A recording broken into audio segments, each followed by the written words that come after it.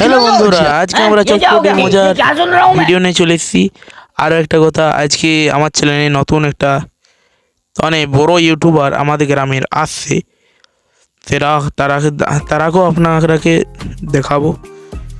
হ্যাঁ, আর আজকে আমরা যাচ্ছি নদী, চারিদিকে ভিউটা দেখতে পাচ্ছেন। তো এখন বেরিয়ে পড়লাম, সামনে কাদা মাটি। এখন আমি যাচ্ছিলাম জাবির দাকে ডাকতে যে নদী যাব, তাই তাকে সাথে নিয়ে যাব।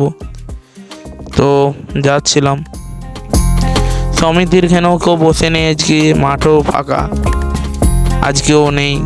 এখানে সব সময় ভিড় থাকতো বিকেলবেলায়, আর বিকেলবেলায় কেউ এখন মাঠেও নেই, কোথাও বসেও নেই। তো এখন দেখে নাও, এর নাম হলো জাবিদ, আর আমি একে দাদা বলি, জাবিদ দাদা। তো সামনে একটা ছোট ছেলে রয়েছে, আজ খেলা ছেলে নাই, তাই দাঁড়িয়ে।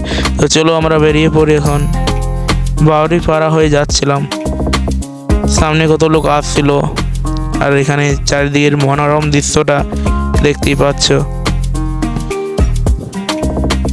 কাদা মাটি আর ধান।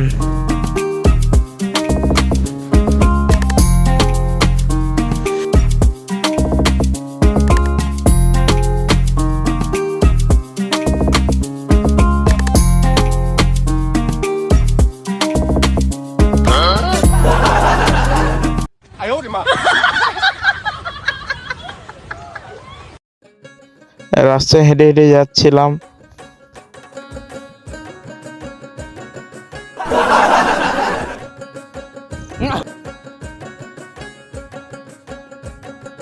কি ক্ষেতের মধ্যে পানি না, পানির মধ্যে ক্ষেত, পুকুরের মতন লাগছে।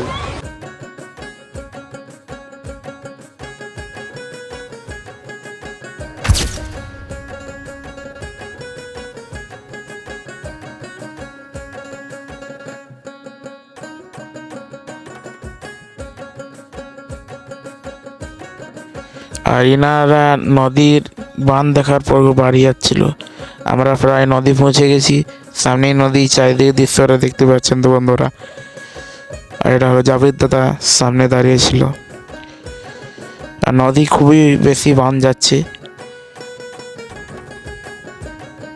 আর লোকেরা ভিড় করে আছে, সেই জন্য মাঠে বা গ্রামে কোথাও লোক ছিল না বেশি, এখানে বেশিরভাগ লোক রয়েছে নদী ধারে।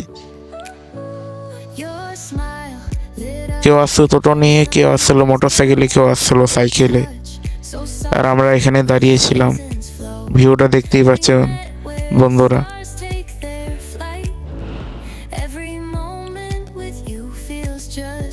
এখানে সোহেল দাদা, ইনারই কথা বলা হচ্ছিল। ইনি হলেন আমাদের গ্রামের বড় ইউটিউবার। আমিও তার পেছু পেছু চলে গেলাম নদীর সাইডে।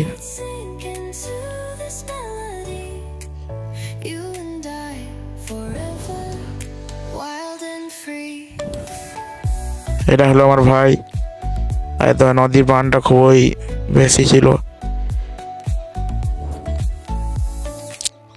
এখানে আমরা বন্ধুরা দাঁড়িয়েছিলাম, চারিদিকে কত সুন্দর দৃশ্য, মনোরম হাওয়াটা নদীর ধারে ভালোই বচ্ছিল।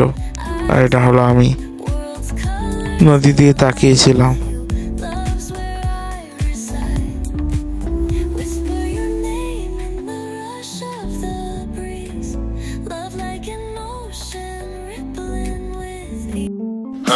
এধারে আবার এরা গন্ডগোল লেগেছিল দুই বন্ধুতে, এখানে নাচানাচি টানাটানি হচ্ছিল।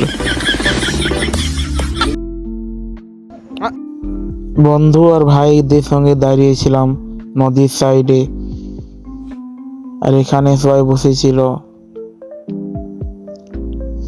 এখন আমি বাড়ি যাব, তো বন্ধুরা পরে আবার দেখা হবে।